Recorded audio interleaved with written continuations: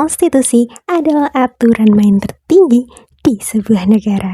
Dan di Indonesia, aturan main itu adalah Undang-Undang Dasar 1945.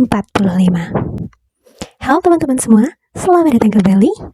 Hari ini kita akan membahas satu isu yang sebenarnya bukan hal yang baru, tapi selalu punya daya ledak yang tinggi, yaitu wacana amandemen kelima Undang-Undang Dasar 1945. Isu ini sempat gencar diperbincangkan pada tahun 2019 hingga 2021. Dan meskipun sekarang kita ini sedang berada di tahun 2026, memori dan dampak dari isu-isu ini tuh masih sangat relevan untuk kita perbincangkan, teman-teman. Nah, misalnya, kalau kita tarik garis ke belakang, wacana ini sebenarnya dipicu oleh banyaknya pintu masuk, misalnya ada yang bilang nih, kita tuh butuh garis-garis besar haluan negara atau GBHN lagi. Ada juga yang mau memperkuat peran DPR sampai isu paling sensitif, yakni terkait dengan perpanjangan masa jabatan presiden hingga kembali ke Undang-Undang Dasar 45 sebelum amandemen. Tapi menariknya, para tokoh bangsa kita tuh punya berbagai respon yang sangat beragam dan menarik untuk kita bahas, teman-teman. Misalnya nih, Amin Rais, sebagai salah satu bapak reformasi, beliau tuh sejak awal sudah pasang badan dengan peringatan keras. Beliau curiga kalau amandemen itu sebenarnya hanyalah karpet merah bagi kepentingan oligarki yang ingin mengunci kekuasaan, teman-teman.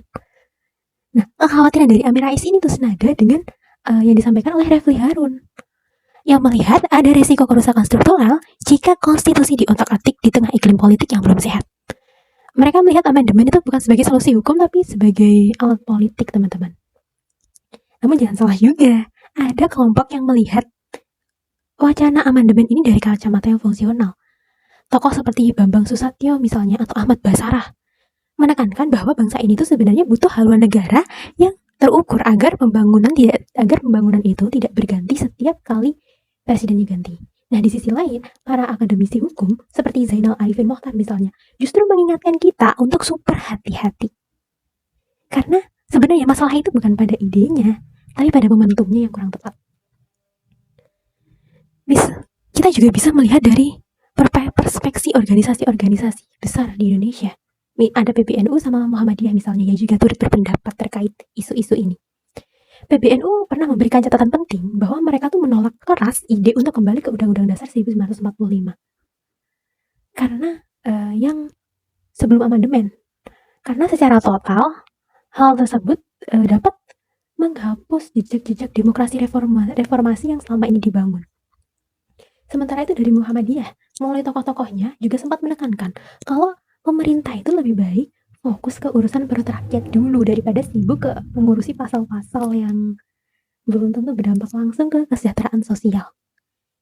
Nah, jadi di sini banyak muncul perdebatan-perdebatan gitu ya, teman-teman, terkait dengan masalah urgensi dari adanya amandemen ini. Nah, kalau saya di sini kan untuk berpendapat nih, menurut saya sebenarnya konstitusi kita tuh tidak suci, teman-teman.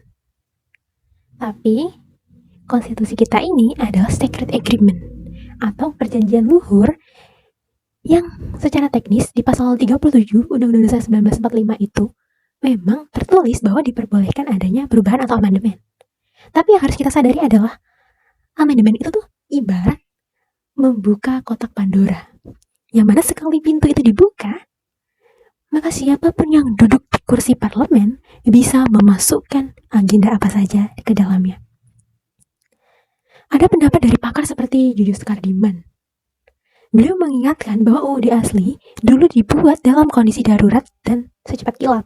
Jadi kalau ada narasi yang bilang, ayo kembali ke naskah asli Undang-Undang Dasar 1945 sebelum amandemen, itu sebenarnya adalah langkah mundur yang sangat berbahaya karena dapat mengembalikan kekuasaan presiden yang dulunya bersifat hampir absolut, teman-teman. Kita sebenarnya itu yang kita butuhkan tuh adalah penyempurnaan dari apa yang sudah ada, bukannya kembali ke sesuatu yang masa lalu yang penuh lubang. Kemudian muncul pertanyaan nih, teman-teman, sebenarnya perlu atau tidak amandemen kelima ini? Kalau menurut saya ya, setelah menyaring berbagai macam pemikiran tokoh dan melihat realitas di lapangan sih, kalau menurut saya belum mendesak. Kenapa? Pertama itu masih adanya krisis kepercayaan dari masyarakat terhadap elit politik. melakukan amandemen ketika rakyat merasa tidak dilibatkan secara substansial itu hanya akan menghasilkan konstitusi yang sifatnya itu elitis, bukan populis. Nah, untuk yang kedua, sistem yang ada saat ini tuh ya meskipun banyak celahnya, banyak cacatnya, masih cukup mumpuni jika dijalankan dengan integritas. Nah, masalahnya kita tuh seringkali bukan di naskah undang-undangnya, tapi di perilaku dari para pelaksananya. Amandemen mungkin bisa saja dilakukan suatu saat nanti itu bisa, tapi menurut saya itu ada syarat mati, bahwa harus ada partisipasi publik yang bermakna dan secara menyeluruh. Jadi nanti yang terjadi itu bukan hanya seremoni mereka yang ada di Senayan. Kita kan gak butuh amandemen yang cuma untuk memperpanjang kekuasaan atau menambah lembaga-lembaga baru yang gak efisien. Gitu teman-teman. Konstitusi itu milik kita semua, bukan cuma milik segelintir orang yang duduk di kursi kekuasaan. Jadi jangan pernah lelah untuk mengkritisi berbagai macam perilaku penguasa. Kalau menurut teman-teman sendiri nih, dari sekian banyak pendapat para tokoh tadi, mana yang paling masuk akal buat kondisi kita sekarang? Dan apakah sebenarnya itu kita butuh amandemen undang-undang dasar sekarang? Atau sebenarnya yang kita butuhkan adalah amandemen perilaku dari para pemimpin-pemimpin kita? Mungkin teman-teman bisa nulis pendapat di kolom komentar di bawah. Mungkin itu tadi pembahasan kita terkait dengan wacana amandemen kelima Undang-Undang Dasar 45. Saya Jihan, pamit undur diri. Sampai jumpa di video-video selanjutnya.